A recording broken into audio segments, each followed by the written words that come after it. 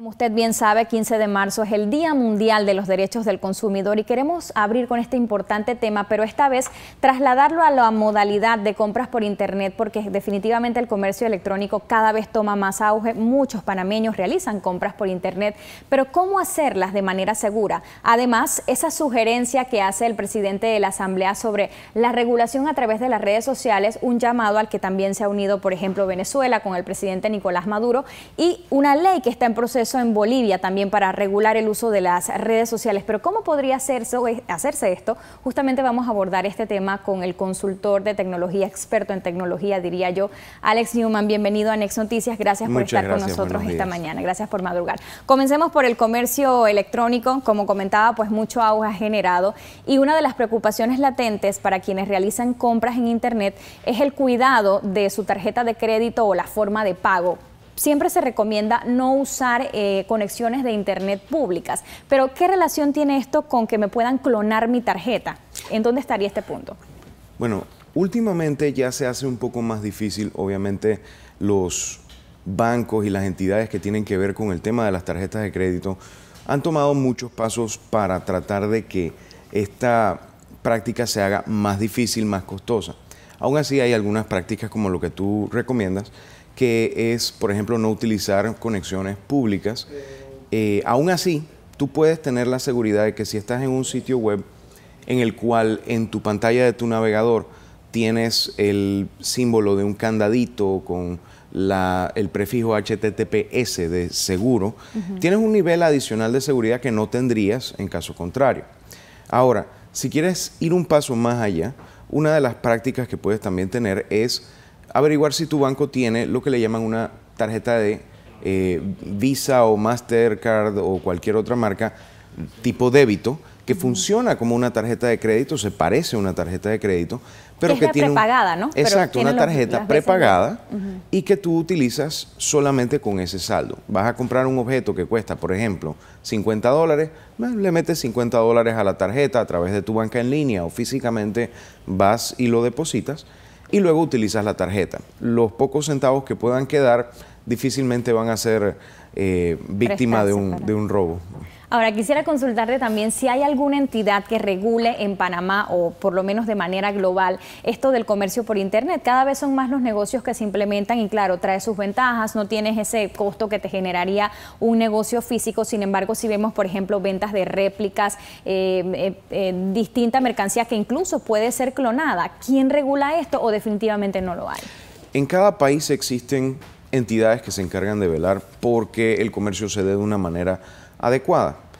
Desafortunadamente muchas de estas transacciones pasan de un país a otro, y ya cuando pasan de un país a otro complica un poquito el tema legal. No soy abogado, pero entiendo que hay tratados de asistencia legal mutua y hay algunos mecanismos que no son ni fáciles ni disponibles de manera sencilla para el ciudadano común. Así que muchos de estos casos, cuando hay fraude, cuando hay alguna deshonestidad por parte tanto de un comprador falso como de un vendedor falso, porque muchos de nosotros como empresarios queremos vender al mundo y queremos poder entregarle mercancías, servicios y demás a usuarios que están fuera de nuestro país, pero sucede pues que hay tanto compradores como vendedores que no son honestos. Y bueno, se dificulta un poco cuando hay un tema de un comercio fuera del país. Por eso se recomienda también que si uno hace la tarea de buscar dentro del país si existe el producto o el servicio que uno quiere adquirir, no está de más hacer la comparación y ver si vale la pena pues hacerlo dentro del país, porque se facilita, si hay algún problema, reclamar. La contabilidad se facilita y también el tema de los impuestos, que puede ser un poquito delicado, sobre todo con temas de aduanas, o en el caso de que tú seas el que está proveyendo el producto o servicio, de que estés pagando adecuadamente los diferentes impuestos que debieras pagar. Ahora, el dar, por ejemplo, un certificado de garantía a través de las cuentas en internet queda a discreción de la propia tienda. No hay una norma que, por ejemplo, obliga a un comercio a decirte, tienes garantía de que te va a llegar la mercancía en buen estado o que definitivamente te va a llegar, porque a veces pasa que definitivamente la pagas y no te llega el producto. ¿Queda a discreción de la persona que lo vende? Cuando tú estás comprando un artículo de segunda, por ejemplo, a través de clasificados, a través de sitios de subastas como eBay, etcétera, siempre hay un riesgo un poquito mayor que si compras a una tienda formal. Cuando tú compras a una tienda formal, obviamente el riesgo es menor, porque de tener un problema, tú puedes quejarte en redes sociales, puedes armar un alboroto, puedes incluso irte por la vía legal, y siempre está pues el riesgo versus beneficio. Dicho esto, hay algunas empresas en Panamá que se dedican a hacerte todo el trámite de la traída, y si no llega, el riesgo es de ellos. Obviamente vas a tener un costo un poco mayor porque ellos están compartiendo el riesgo, pero es una manera en que tú puedes mitigarlo. Ya cuando ya tienes un poquito más de experiencia en compras y ventas por internet, quizás quieras aventurarte a hacerlo por tus propios medios, lo cual también es válido. Pero siempre hay un riesgo, igual que si vas a una tienda, también te puede salir algo malo. Una cosa que sí me toca explicarle mucho a usuarios a través de redes sociales que me consultan es el hecho de las garantías y las áreas geográficas de cobertura. Hay marcas, como por ejemplo Apple, cuya garantía generalmente es global. Así que no importa dónde lo hayas comprado, si tú tienes tu factura y fue comprado nuevo, lo puedes llevar a cualquier centro autorizado. No el que se llama de la marca, sino cualquier autorizado por la marca, y te deben honrar la garantía al 100%. Siempre y cuando estés dentro de los términos, que si no lo mojaste, que si no lo tiraste al piso. Ahora, hay otras marcas cuyas garantías son, por ejemplo, regionales o continentales. Si lo compraste en Europa y te lo trajiste a Panamá, no funciona.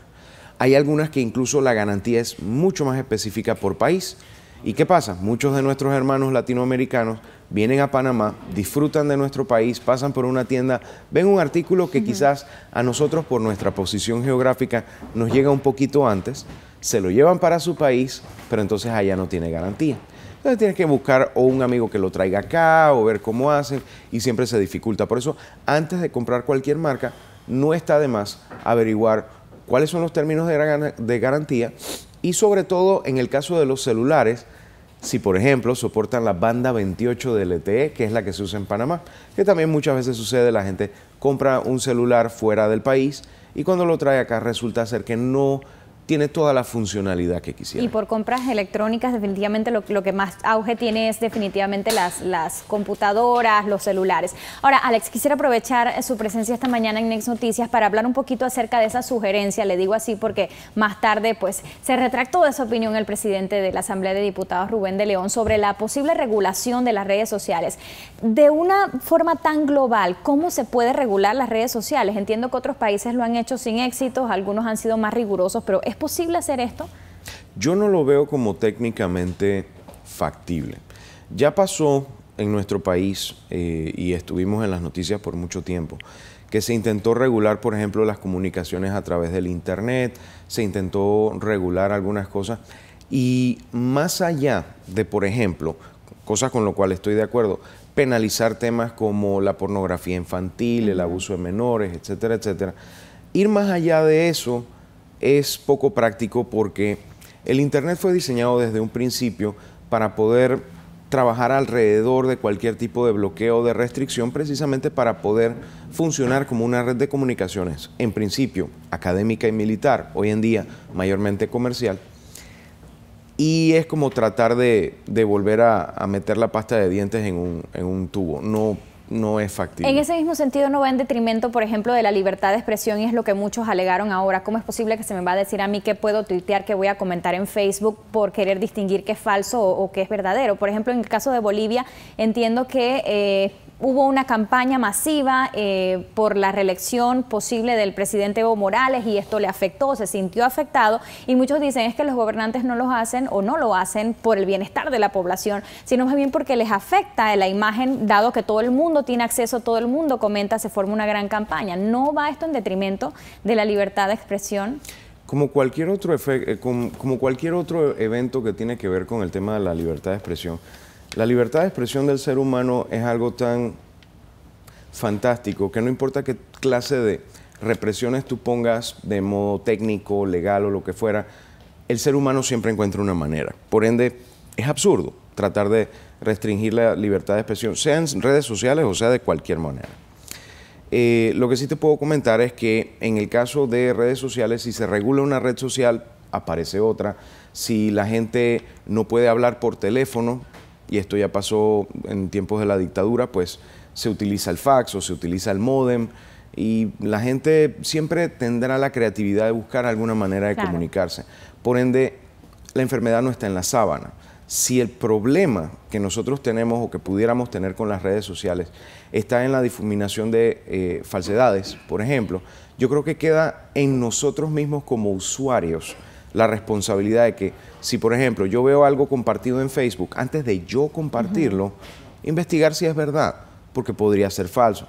Ya se han dado muchos casos, yo he cometido errores un par de veces, de compartir una cosa sin realmente investigarla. Después tengo que decir, oye, a propósito, esto investigué y resultó ser o solo parte de la historia o ser totalmente falso.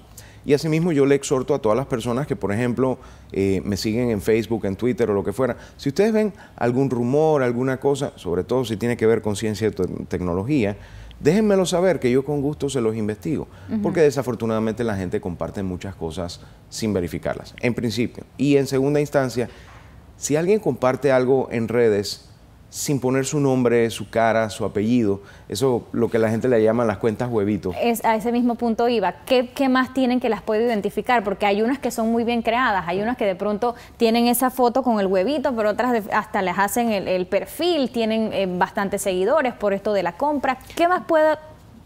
Hay varias cosas. Primero, te das cuenta que una cuenta es falsa porque está recién creada y de pronto está tuiteando de un tema en particular. Llamémosle la próxima película de Superman y Batman, por no tocar un tema político.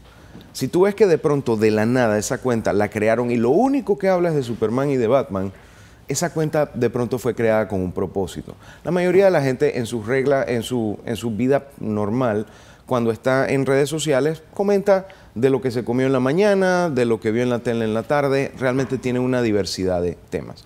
Segundo, la foto de perfil o cualquier otra foto que esté publicando, tú le das botón derecho, si estás usando el navegador Chrome, y le dices buscar esta imagen en Google. Ay, Dios y mío. te la va a encontrar de una vez en algún clasificado que alguien dice, oye, estoy vendiendo una bicicleta, y sale la persona en la bicicleta y resulta ser que esa es la misma foto que usaron para el perfil. Por último, selecciona algunos de los textos que está compartiendo y dale botón derecho y buscar este mismo texto en Google.